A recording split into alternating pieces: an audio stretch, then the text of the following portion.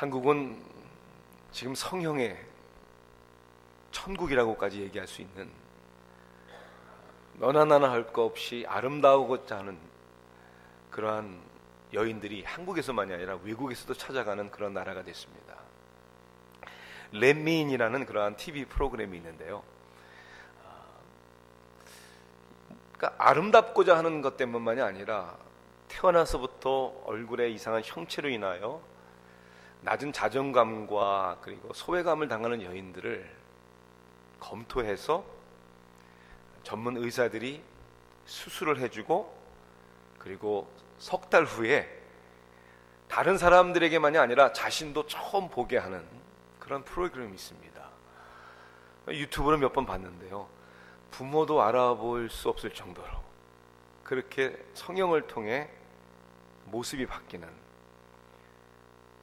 그 수술받는 여성들은 그 수술을 통해 자신의 인생이 변화되었다, 그렇게까지 얘기를 합니다. 모습의 변함을 통해 자신의 태도가 달라졌다, 사람들이 자신을 보는 눈도 달라졌다, 남자친구가 생겼다. 여러분, 사람의 모습을, 얼굴을 아름답게 만들 때 변화되죠. 여러분, 그러나 진정한 그 사람의 신분은 변화되는 건 아닙니다. 그 사람의 운명을 변화시키는 것은 결코 아니죠. 근데 하나님은 그보다도 더 특별한 사람만이 아니라 우리들의 인생을, 우리의 운명을 변화시키시는 우리의 가장 위대한 의사 되시고 우리의 창조주 되시는 하나님인 줄 믿습니다. 오늘 여호수아 2장은 한 여인의 인생이 아니라 운명이 바뀐 이야기가 나옵니다. 여호수아 말씀을 우리가 시리즈로 말씀을 강의하며 설교하고 있습니다. 오늘 여호수아 2장 1절부터 24절까지 말씀이 되겠습니다. 구약성경 321면에 나오는 말씀입니다.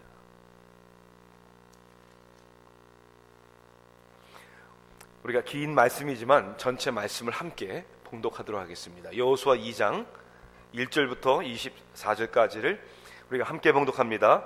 눈의 아들 여호수아가 시딤에서 두 사람을 정탐꾼으로 보내며 이르되 가서 그 땅과 여리고를 엿보라 하매 그들이 가서 라비라 하는 기생의 집에 들어가 거기서 유숙하더니 어떤 사람이 여리고 왕에게 말하여 이르되 보소서 이 밤에 이스라엘 자손 중에 몇 사람이 이 땅을 정탐하러 이리로 들어왔나이다. 여리고 왕이 라합에게 사람을 보내어 이르되 내게로 와서 내 집에 들어간 그 사람들을 끌어내라. 그들은 이 온 땅을 정탐하러 왔느니라. 그 여인이 그 두 사람을 이미 숨긴지라. 이르되 과연 그 사람들이 내게 왔었으나 그들이 어디에서 왔는지 나는 알지 못하였고 그 사람들이 어두워 성문을 닫을 때쯤 되어 나갔으니 어디로 갔는지 내가 알지 못하나 급히 따라가라. 그리하면 그들을 따라잡으리라 하였으나 그가 이미 그들을 이끌고 지붕에 올라가서 그 지붕에 버려놓은 3대에 숨겼더라. 그 사람들은 요단 나루토까지 그들을 쫓아갔고 그들을 뒤쫓는 자들이 나가자 곧 성문을 닫았더라. 곧 그들이 눕기 전에 라합이 지붕에 올라가서 그들에게 이르되 말하되 여호와께서 이 땅을 너희에게 주신 줄을 내가 아노라.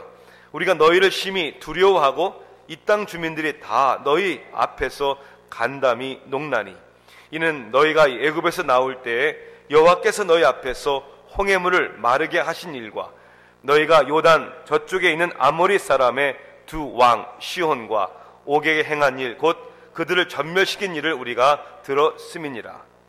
우리가 듣자 곧 마음이 녹았고 너희로 말미암아 사람이 정신을 잃었나니 너희의 하나님 여호와는 위로는 하늘에서도 아래로는 땅에서도 하나님이시니라. 그러므로 이제 청하노니 내가 너희를 선대하였은즉 너희도 내 아버지의 집을 선대하도록 여호와로 내게 맹세하고 내게 증표를 내라. 그리고 나의 부모와 나의 남녀 형제와 그들에게 속한 모든 사람을 살려주어 우리 목숨을 죽음에서 건져내라. 그 사람들이 그에게 이르되 내가 우리의 이 일을 누설하지 아니하면 우리의 목숨으로 너희를 대신할 것이요 여호와께서 우리에게 이 땅을 주실 때에는 인자하고 진실하게 너를 대우하리라. 라합이 그들을 창문에서 줄로 달아내리니 그의 집이 성벽 위에 있으므로 그가 성벽 위에 거주하였습니다. 라합이 그들에게 이르되 두렵건대 뒤쫓는 사람들이 너희와 마주칠까 하노니 너희는 산으로 가서 거기서 사흘 동안 숨어 있다가 뒤쫓는 자들이 돌아간 후에 너희의 길을 갈지니라. 그 사람들이 그에게 이르되 내가 우리에게 서약하게 한 이 맹세에 대하여 우리가 허물이 없게 하리니 우리가 이 땅에 들어올 때 우리를 달아내린 창문에 이 붉은 줄을 메고 내 부모와 형제와 내 아버지의 가족을 다 내 집에 모으라. 누구든지 내 집 문을 나가서 거리로 가면 그의 피가 그의 머리로 돌아갈 것이요 우리는 허물이 없으리라. 그러나 누구든지 너희와 함께 집에 있는 자에게 손을 대면 그의 피는 우리의 머리로 돌아오려니와 내가 우리의 이 일을 누설하면 내가 우리에게 서약하게 한 맹세에 대하여 우리에게 허물이 없으리라 하니 라합이 이르되 너희의 말대로 할 것이라 하고 그들을 보내어 가게 하고 붉은 줄을 창문에 매니라. 그들이 가서 산에 이르러 뒤쫓는 자들이 돌아가기까지 사흘을 거기 머물매 뒤쫓는 자들이 그들을 길에 찾다가 찾지 못하니라. 그 두 사람이 돌이켜 산에서 내려와 강을 건너 눈의 아들 여호수아에게 나아가서 그들이 겪은 모든 일을 고하고 또 여호수아에게 이르되 진실로 여호와께서 그 온 땅을 우리 손에 주셨으므로 그 땅의 모든 주민이 우리 앞에서 간담이 녹도이다 하더라. 아멘. 굳은 일을 도맡아 하는 여자라는 뜻의 이름을 가진 쌍드리옹이라는 한 소녀의 이야기가 사람들의 입에서 입으로 민담으로 전해 내려오다가 1697년 프랑스의 동화학자 샤틀 페로가 그의 동화집에 소개하면서 널리 알려진 이야기가 된 것이 우리가 알고 있는 신데렐라 이야기입니다. 계모와 그 두 딸에게 딸이 시킨 일이 너무 많아서 무도회에 참석하지 못하는, 그래서 슬피 울고 있는 신데렐라에게 한 요정이 나타나서 호박으로는 황금 마차를 만들고 쥐로 말과 마부로 변신시키죠. 그리고 예쁜 옷과 유리 구두를 줍니다. 한 가지, 자정이 되면 원래 모습으로 돌아온다는 경고와 함께 신데렐라는 무도회에서 왕자와 춤을 추게 되죠. 자정이 되자 급히 신데렐라는 도망 나오다가 유리구두 한 짝을 잃어버립니다. 그 유리구두의 주인을 찾아 아내로 삼겠다고 왕자는 발표를 하고, 누구와도 맞지 않는 그 한 유리구두는 결국 신데렐라의 발에 맞고 그 왕자와 결혼을 해서 오래 행복하게 산다는 이야기입니다. 그런데 이 신데렐라의 내용이나 줄거리와 거의 비슷하거나 같은 내용이 수없이 많다는 거예요. 유럽에만 약 500개가 넘는다고 합니다. 중국에는 주전 860년에 예현이라는 소녀의 비슷한 이야기가 있습니다. 인도네시아는 양파와 마늘이라는 주제에 비슷한 이야기가 있고요. 필리핀에는 마리앙 알리엔고라는 이야기가 있습니다. 베트남에는 탐캠이라는 이야기가 있고, 우리 한국에도 있죠. 콩쥐 팥쥐 이야기. 왜 나라마다 이런 신데렐라와 같은 비슷한 이야기가 있을까?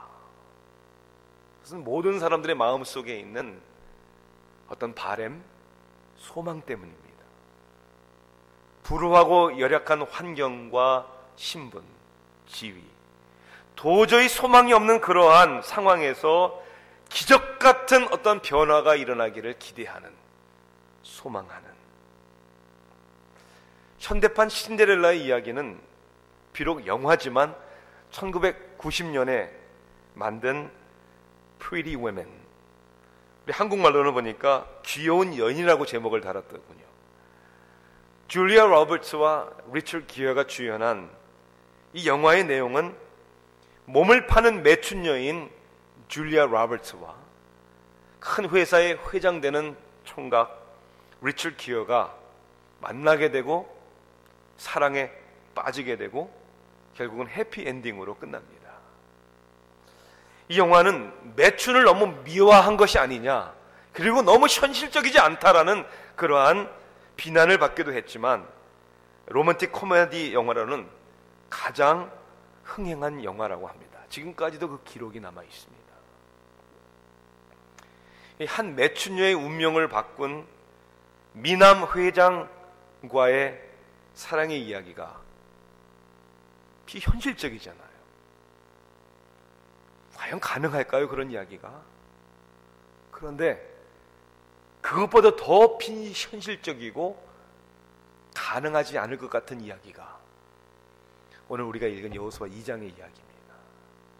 저는 어떻게 보면 오늘 여호수아 2장의 이야기를 기생, 매춘녀 라합과 하나님과의 사랑의 이야기다, 저는 그렇게 이 주제를 생각할 수 있다고 생각을 합니다. 정말 가능할까? 이 라합은 첫째는 이방 여자였습니다. 택함을 받은 유대인도 아닙니다.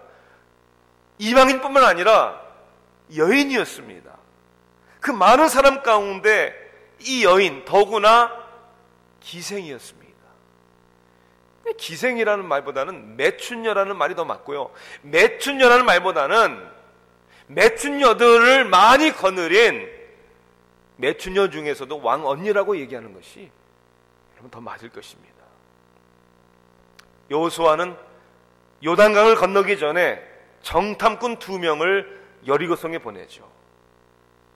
2장 1절을 보면 우리 말에는 빠져있는 단어가 하나 있습니다. 히브리 말로 헤레스라는 단어인데요, 비밀리에, secretly, 정탐꾼을 당연히 비밀리에 보내죠. 그런데 뭐 세상에 비밀이 있겠습니까? 비밀이 금방 탄로납니다. 그날 밤으로 탄로가 납니다. 이 정탐꾼들이 어딜 들어갑니까?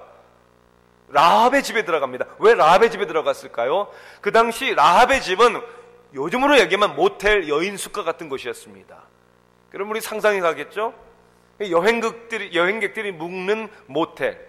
그 라합은 모텔의 주인이었고 그 모텔에서 여행객들을 상대로 매춘의 그런 행위를 해서 장사를 하는 그러한 여인이었습니다.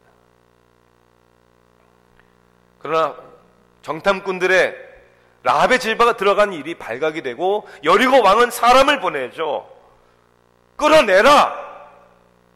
여러분, 여기에는 라합의 인생의 결단이 필요한 순간이었습니다. 그래 자기의 생명을 걸고 라합은 모험적인 결단을 내립니다. 내놓지를 않습니다. 그들을 오히려 보호합니다.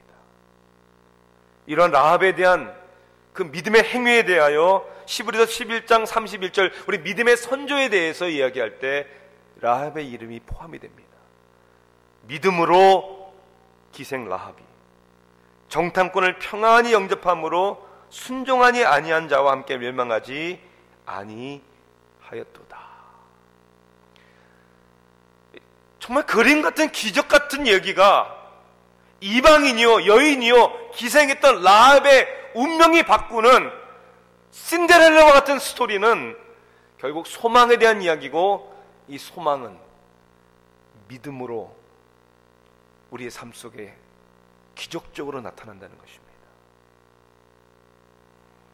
종교개혁가 마틴 루터는 하나님 아버지께서 만드신 모든 것은 믿음과 상관이 있다. 그러면 누구든지 믿음이 있는 자들에게는 모든 것이 있고 믿음이 없는 자들에게는 아무것도 없는 것이다. 지금도 하나님은 저와 여러분의 삶 속에 어떤 상황 가운데 있든지 우리가 소망을 갖고 우리의 인생이, 우리의 운명이 변화되기를 원하신다는 것이죠. 그 소망을 갖는 우리들에게 하나님이 요구하시는 것은 믿음이라는 것입니다. 믿음이 하나님 앞에 하나님을 기쁘시게 하고 그 믿음이 라합의 운명을 바꿨듯이 오늘 저와 여러분의 불가능하다고 생각하는 우리 인생도 운명도 변화시키신다는 것입니다. 우리의 운명을 바꾸신 하나님, 우리의 믿음을 통해서 바꾸는데요, 어떠한 믿음입니까? 믿음이라는 게 도대체 뭡니까? 먼저 운명을 바꾸시는 하나님이 주시는 믿음의 정의를 우리는 한번 생각해 봐야 합니다. 도대체 이 이방 여인 라합이 어떻게 하나님을 믿는, 하나님이 인정하시는 그런 믿음을 가질 수 있었습니까? 도대체 믿음이라는 건 무엇이고 믿음은 어떻게 생기는 것입니까? 사실 믿음을 갖는다는 것은 매우 단순한 것입니다. 라합이 정탐꾼들과 대화하는 내용을 보면 라합에게는 이미 하나님에 대한 믿음이 있었다는 것을 우리는 알 수 있습니다. 두 가지 단어를 우리 한번 집중해 보기를 원합니다. 9절에 있는 단어를 보십시오. 9절에 뭐라고 되어 있습니까? 말하되 여호와께서 이 땅을 너에게 주신 줄을 내가 아노라. 이 안다는 단어에 여러분 한번 집중하십시오. 라합이 안다고 했습니다. 뭐를 안다고 했습니까? 여호와께서 이 땅을 너에게 주신 것을 내가 아노라. 믿음을 갖는다는 것은 아는 것입니다. 뭘 아는 것입니까? 하나님에 대해서 아는 것입니다. 믿음이라는 것은 믿는 사람의 자기 확신에 있는 것이 아니고 우리의 믿음의 대상이 되시는 하나님을 아는 것입니다. 그러니까 하나님을 잘 알지 못하고는 믿음을 가질 수 없는 것이죠. 안다라는 단어가 중요하고요. 두 번째, 믿음에 대해서 우리가 생각해 볼 때 10절 말씀을 여러분 보십시오. 이는 그랬어요. 어떻게 라합이 알게 됐고 이런 믿음을 가지게 된 것입니까? 너희가 애굽에서 나올 때 여호와께서 너희 앞에서 홍해물을 마르게 하신 일과 너희가 요단 저쪽에 있는 아모리 사람의 두 왕 시온과 옥에게 행한 일, 곧 그들을 전멸시킨 일을 우리가 들었음이라. 어떻게 했다고요? 들었다고 그랬어요. 하나님에 대한 이야기를 들은 것입니다. 들었기 때문에 알게 된 것이죠. 홍해를 마르게 하시고 아모리 사람 두 왕 시온과 옥에게 한 그들을 전멸시킨 일을, 여호와께서 그렇게 하신 일을 내가 들었습니다. 우리가 들었습니다. 그러므로 나는 압니다. 이 땅도 당신들에게 하나님이 주셨다는 것을 저는 압니다. 이게 믿음이라는 거예요. 정탐꾼과 나오는 대화 가운데 라합의 고백에는 여호와 하나님이라는 단어가요 9절과 12절 사이에 5번이나 나옵니다. 이 이방 여인의 입에서 여호와 하나님, 여호와 하나님 5번이나 나옵니다. 성경은 이렇게 얘기하잖아요. 그러므로 믿음은 들음에서 나며 들음은 그리스도의 말씀으로 말미암느니라. 그러니까 믿음은 심플한 겁니다. 하나님에 대해, 그리스도에 대해서 듣는 것이고 그 들음을 통해서 하나님에 대한 지식을 갖는 것입니다. 그리고 그 지식에 내 인생을 거는 것이죠. 우리는 라합이 소문을 듣고 소식을 듣고 믿음을 갖게 된 하나님의 지식, 크게 두 가지의 지식을 가진 것이라고 우리는 정의할 수 있어요. 라합이 알고 있는 하나님은 어떤 하나님입니까? 첫째는 하나님의 주권과 능력을 알았죠. 그렇죠? 하나님 앞에는 아무도 대적할 수 없다. 하나님께서 주시기를 허락하셨으면 그것을 막을 사람이 없다. 하나님을 대적하다간 다 죽는다. 하나님의 주권과 하나님의 능력을 믿는 것이죠. 그래서 11절에 이렇게 얘기하잖아요. 우리가 듣자 곧 마음이 녹았고 너로 이로 말미암아 사람이 정신을 잃었나니. 이런 하나님입니다. 우습게 여길 수 있는, 마늘이 여김을 받는 그런 하나님이 아니라 주권자 되시고 공의로우시고 하나님을 부인하고 대적하는 자들을 멸망케 하시는, 세상에서도 죄를 지면 거기에 응징을 받는데 하나님이 그런 하나님이라는 것을 알아야 한다는 것이죠. 하나님을 경외하는 것이 모든 지식의 근본이라고 하지 않습니까? 그런데 하나님을 그런 주권자 되시고 권능의 하나님으로 아는 것만이 아니라 라합은 하나님의 자비하심을 또한 믿었습니다. 심판하시고 공의로운 하나님이시지만 그 하나님 앞에 믿음을 가지고 나오면 하나님께서 은혜를 구하면 은혜를 구하는 자들에게 불쌍히 여겨주시고 자비를 베풀어 주실 것이라는 믿음을 가진 것이죠. 아니, 그런 믿음이 없다면 왜 정탐꾼들을 숨겨주고 약속하라고 얘기하겠습니까? 이러한 하나님에 대한 믿음이 이 여인의 인생을, 운명을 바꿔버린 것이죠. 그런데 왜 많은 사람들이, 아니 어떤 사람들은 이 믿음을 갖지 못하는 것입니까? 왜 이 믿음이 성장하지를 않는 것입니까? 말씀드렸잖아요. 너무나 간단한 거예요. 하나님의 말씀을 듣지 않고, 그러므로 하나님을 알지 못하기 때문입니다. 내가 맛보지 않은 것에 대해서 신뢰할 수 없는 것처럼 하나님의 선하심을 맛보아 알아야 되는데, 하나님의 말씀을 듣지 않고 하나님의 말씀에 대하여 알지 못하기 때문입니다. 교회를 다니는 사람들 가운데서도 많은 것을 알고 있는 것 같은데, 정작 하나님의 진리인 말씀을 모르는 사람들은 얼마나 많은지 몰라요. 더욱 안타까운 것은 자신의 신앙생활, 믿음생활, 교회생활을 잘못하는 이유에 대해서, 환경에 대하여, 사람들에 대하여, 자신의 연약함에 대하여 이런저런 핑계는 되는데, 하나님의 말씀을 듣고, 가장 중요한 말씀을 사모하고 하나님의 말씀을 듣고 하나님의 말씀을 공부하는 데에는 관심이 없다는 거예요. 이게 문제죠. 성경 공부를 한다고, 양육을 하고 제자 훈련을 받는다고 모든 사람들이 다 변하는 것은 아닙니다. 그러나 어떤 모양이든지 하나님의 말씀을 통한 양육과 그리고 훈련과 은혜의 기회를 갖지 않으면 여러분 절대로 변화되는 삶을 경험할 수 없습니다. 불가능합니다. 불가능합니다. 믿음은 들음에서 나며 들음은 그리스도의 말씀이라고 했기 때문에, 말씀을 모르는데, 하나님을 모르는데 어떻게 하나님에 대한 믿음을 가지고 있다고 얘기하면, 자기의 생각으로, 자기의 경험으로 가득 차 있는데. 전인주 치유생애가 끝난 후 한 청년으로부터 이메일 편지를 받았습니다. 전인주 치유생애를 통해서 많은 은혜와 도전을 받았는데, 양육반을 신청하고 싶어도 자기는 너무 기독교 배경이었고 아는 것이, 성경 지식이 너무 없어서 양육반에 들어가는 것조차가 부담스럽다는 거예요. 그리고 혹 목사님이나 누가 1대1로 성경을 가르쳐 줄 수 있느냐고, 그런 부탁의 이메일 편지였습니다.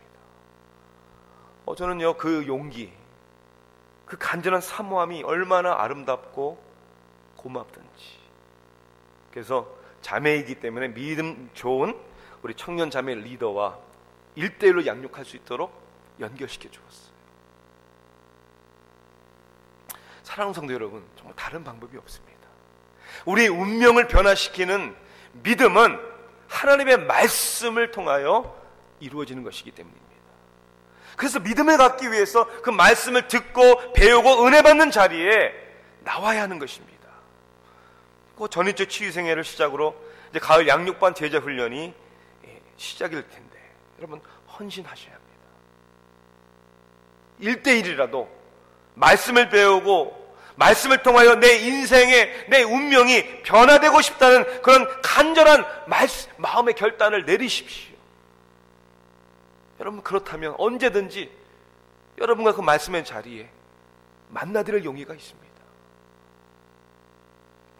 우리를 운명을 변화시키는 믿음은 하나님의 말씀을 듣고 그 말씀을 알므로 믿음이 생기고 변화되는 것입니다. 매일매일 또한 묵상하시는 가운데 그 말씀의 잔치에 여러분들을 초대합니다. 아니요, 주님이 여러분을 만나기를 원하십니다. 운명을 바꾸시는 하나님은 우리 믿음을 통해서 바꾸시는데, 운명을 바꾸시는 믿음의 조건이 무엇입니까? 하나님을 알고 하나님을 믿는 조건이 있어요. 참 믿음은 항상 우리에게 용기를 요구합니다. 용기와 희생이 있기 때문에 믿음이 있는 것이 아니고요, 진정한 믿음이 있다면 용기와 희생이 따르는 것이죠. 하나님을 향한 라합의 믿음은요, 그녀를 용기 있고 또 모험적인 삶을 살도록 도전하게 했다는 거예요. 그냥 말만이 아니라는 것이죠. 정탐꾼이 기생 라합의 집에 들어간 이유는 마치 모텔과 같은 곳이었기 때문이라고 말씀을 드렸습니다. 그곳에 들어가야 사람들이 있는 곳에서 정보를 수집할 수 있죠. 그래서 정탐꾼들이 들어간 것입니다. 그런데 비밀이 바로 발각되었습니다. 그리고 정탐꾼이 라합의 집에 들어갔다는 정보를 받은 여리고 왕은 사람들을 보냅니다. 끌어내라고 합니다. 여기서 라합에게는 선택의 기로에 놓여 있는 것이죠. 다급한 상황 가운데 가장 편안하고 쉬운 결정은 뭡니까? 두 명의 정탐꾼을 끌어내는 것입니다. 왜냐하면 동조했다는 사실이 발각이 되면 죽음을 면치 못할 것입니다. 그런데 이 상황 속에서 라합은 위험을 무릅쓰고 자신과 자신 가족의 생명을 걸고 정탐꾼들을 도와줍니다. 이미 하나님에 대한 믿음의 결단을 내린 것이죠. 이미 숨겼다고 했어요. 이 사실에 대해서 야고보서 2장 25절은 이렇게 얘기를 합니다. 또 이와 같이 기생 라합이 사자들을 접대하여 다른 길로 나가게 할 때에 행함으로 의롭다 하심을 받은 것이 아니냐. 하나님에 대한 지식, 그 믿음은 반드시 행함을 동반하게 되어 있는 것이죠. 그 행함은 부담스러운 것이죠. 위험을 무릅써야 되는 것이죠. 용기 있게 도전해야 되는 것입니다. 중국 선교의 선구자와 마찬가지인 허슨 테일러는 우리 믿음과 모험에 대한 관계를 이렇게 설명합니다. 우리가 하나님을 추구하는 가운데 위험 요소가 없다면 결코 믿음이 필요치 않을 것이다. 믿음이 있다는 것은 그만큼 거기에는 위험 요소가 있다는 거예요. 라합이 믿음을 갖고 그 믿음을 행할 때 위험 요소가 있습니다. 우리가 믿음 생활을 할 때 하나님께서 우리에게 요구하시는 것이 있습니다. 그 믿음에 대한 조건이 있다는 거예요. 그것은 첫째는 우리가 이제까지의 옛 것을 포기해야 된다는 겁니다. 새로운 운명의 변화를 위해서 지나온 삶을 붙잡을 수 없죠. 지금까지의 삶의 모습을 유지하면서 새로운 삶으로 거듭난다는 기대를 할 수 없는 거 아닙니까? 이제까지 믿어왔고, 이제까지 의지해왔고, 이제까지 내가 행했고 하는 나의 삶의 지난 과거를 포기해야 하는 것이죠. 어제 일을 붙잡고 있으면서 내일을 맞이할 수 없다. 무명의 사람이 그렇게 얘기를 했습니다. 라합은 지난 여리고의 사람으로, 이방인의 사람으로 살아왔던 자신의 모든 모습과 과거를 담대하게 포기한 겁니다. 자신들이 섬겨왔던 신도, 의지했던 것도 포기하겠죠. 그리고 새날을 위해 용기 있게 두 번째는 도전해야 합니다. Let go of the past. 과거를 포기하고 새날을 위해 용기 있게 도전해야 합니다. 여러분, 라합은 용기 있게 도전하지 않았습니까? 여러분, 무모한 짓 아닙니까? 여러분, 가만히 생각해 보세요. 목숨을 걸고 정탐꾼을 도와준 일이 무모한 짓 같지만 사실은 아니에요. 왜냐하면 어차피 죽는 거 아닙니까? 어차피 라합에게는 판단이 쓴 거예요. 하나님과 이스라엘을 대적하면 다 죽을 것이라는 판단이 이미 쓴 겁니다. 여러분, 죽는 사람이 뭘 못하겠습니까? 그런 각오로 우리 살아야죠. 한번 시도해보는 것이죠. 그러니까 여러분, 믿음을 가졌다고 하지만 이러지도 못하고 저러지도 못하는 사람들, 절대로 믿음의 사람 아닙니다. 과거의 상처에 묶여있고 현재 문제 가운데 그냥 주저앉아 있는 사람들, 믿음이 있다고는 하지만 절대 믿음의 삶이 아닙니다. 절대로 아닙니다.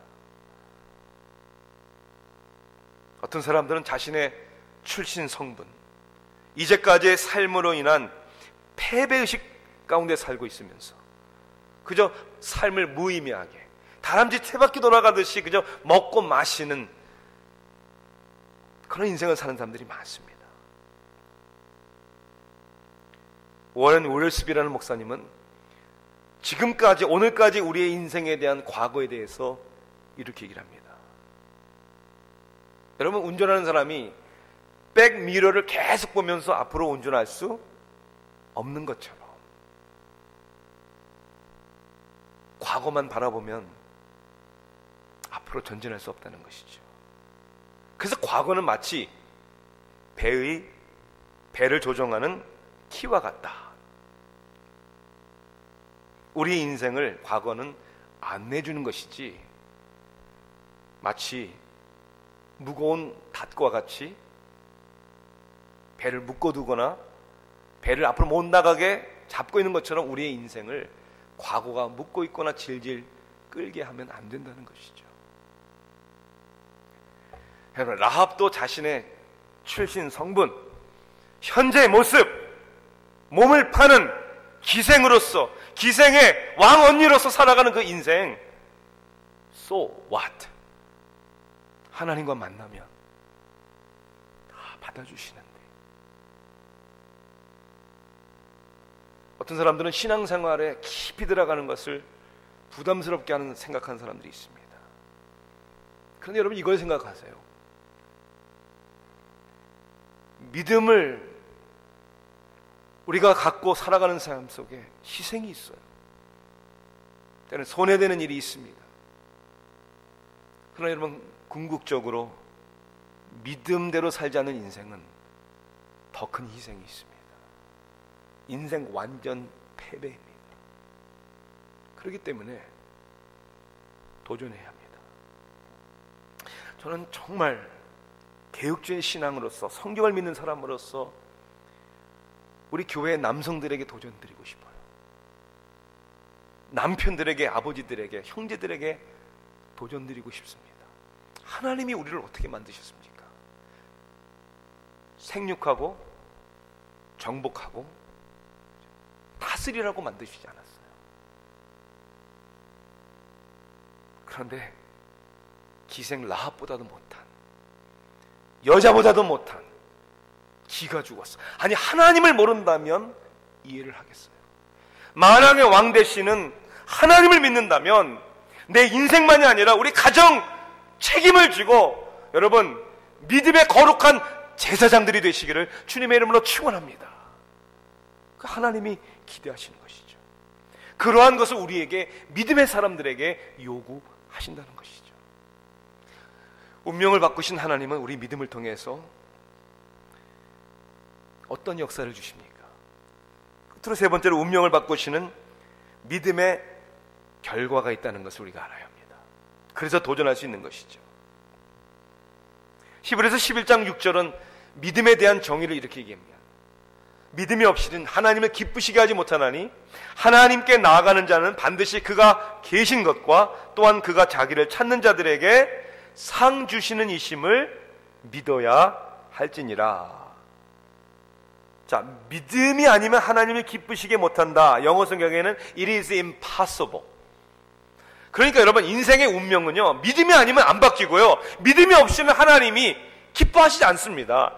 가능하지 않아요. 그럼 믿음이라는 게 뭔가 간단하잖아요. 하나님께 나아오는 거예요. 하나님이 계시다는 것을 인정하고 하나님을 찾는 자들에게 어떤 하나님이라고요? 상 주시는 이심을 믿어야 할지니라.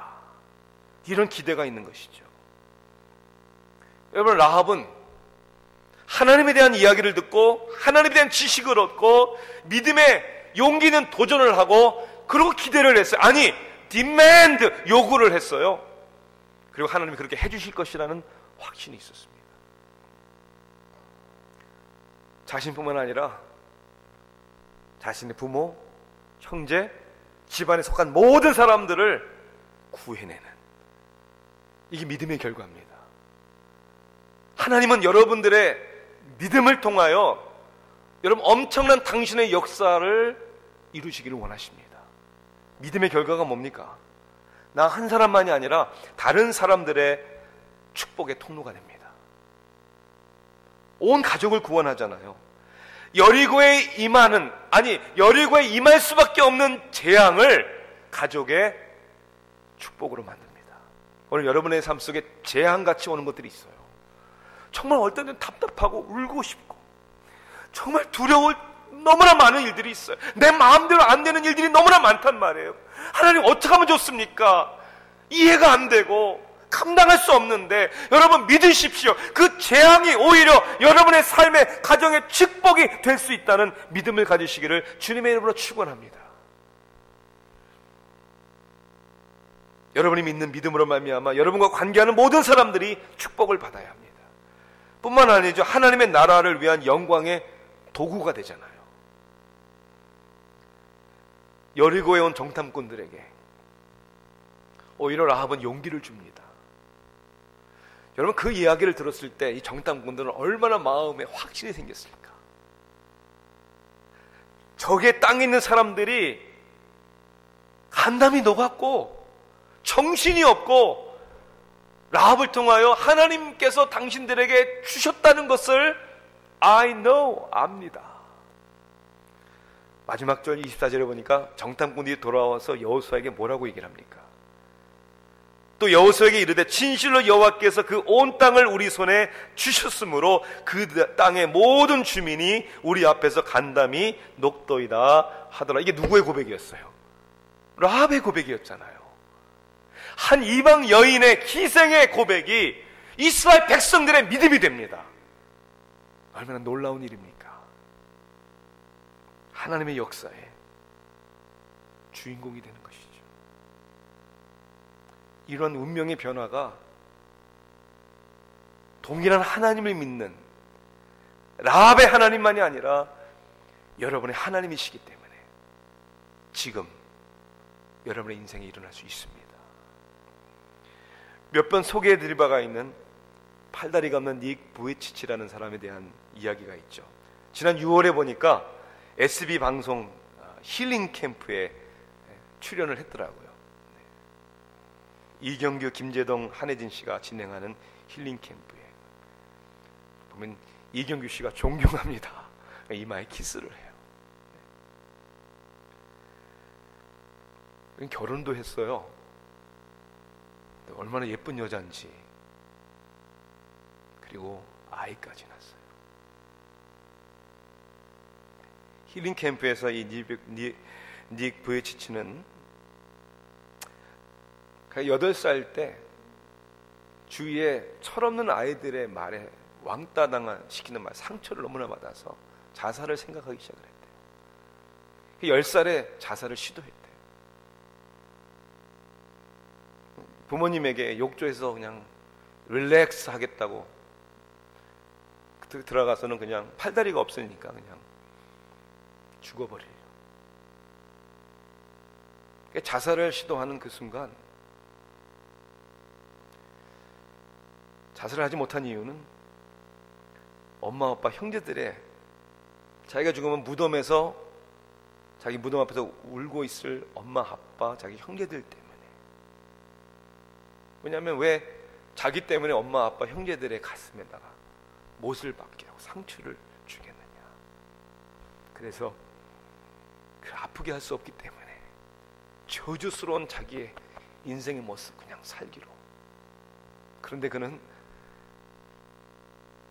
하나님을 만나 인생이 변하잖아요. 그의 별명이 뭔지 아시죠? 행복 전도자입니다. 행복 전도자. 저주스럽다고 얘기할 수 있는 팔과 다리가 없이 태어난 그의 인생이 많은 사람들에게 웃음과 희망을 주는 행복 전도사. 하나님은 능히 그러고도 남으실 분이죠. 여러분의 인생을 그렇게 변화시킬 수 있는 것이죠.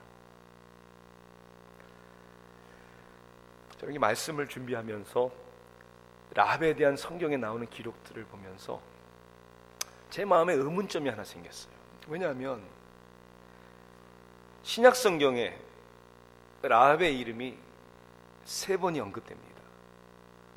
제가 이건 야고보서 말씀과 히브리서 말씀에 라합의 믿음에 대해서 언급할 때 나오죠. 근데 두 번 다 기생 라합이다 이렇게 얘기를 합니다. 아니 이제 오랜 시간도 지났는데 이 하나님이 믿음으로 인정하면 그러면 하나님 그냥 라합이라고 하시지 왜 꼭 앞에 Rahab the prostitute, 매춘녀 라합 이렇게 성경은 기록합니다. 저기는 하나님의 분명한 의도가 있다고 믿습니다. 저체는 사람들이 다른 라합인가 이렇게 생각하지 않기 위해서 그럴 수도 있고요. 하나님이 주신 메시지는 뭐냐면 이렇게 어떠한 상황과 어떠한 출신과 성분이라도 상관없이 믿음으로 인하여 그 인생이 그 운명이 변해졌다는 사실을 저와 여러분에게 알려주기를 원하셔서 그런 거예요. 신약 성경에 또 한번 라합의 이름이 거론된 것은 마태복음 1장입니다. 마태복음 1장에 뭐가 나오죠? 예수님의 족보가 나와요. 아브라함으로부터 요셉 그리고 예수까지. 그 족보를 보면 다윗의 아버지는 이세에게 다윗이 났고요. 이세의 아버지는 오벳, 그리고 오벳의 아버지는 보아스입니다. 보아스는 누구와 결혼을 하죠? 룻하고, 이방여인 룻하고 결혼을 하죠. 보아스의 아버지는 살몬입니다. 그런데 보아스는 살몬과 그의 아내 라합에게서 났다. 성경은 그렇게 얘기합니다. 결국 라합은 다윗 왕의 고조 할머니가 된 거죠. 그리고 그 라합의 후손으로부터 예수 그리스도 메시아가 태어나는, 그 예수님의 족보에는 마태복음에 여자가 4명이 나와요. 남자 이름만 나오다가 여자가 4명이 나오는데 2명의 여자는 당연히 예수의 아내 마리아고 또 한 여인은 다윗의 아내 우리아의 아내죠. 다른 2명은 라합과 또 다른 한 여인은 다말입니다. 라합과 다말의 공통점이 뭐죠? 이방 여인이고 기생이었잖아요.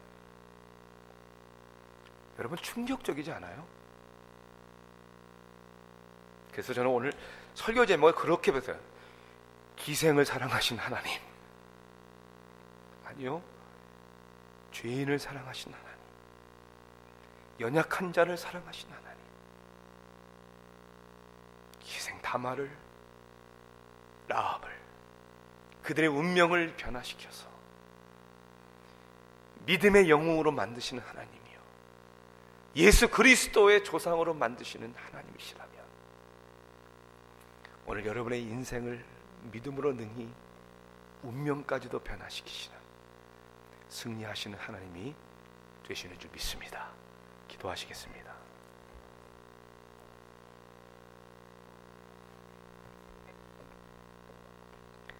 사랑의 하나님, 찬양합니다.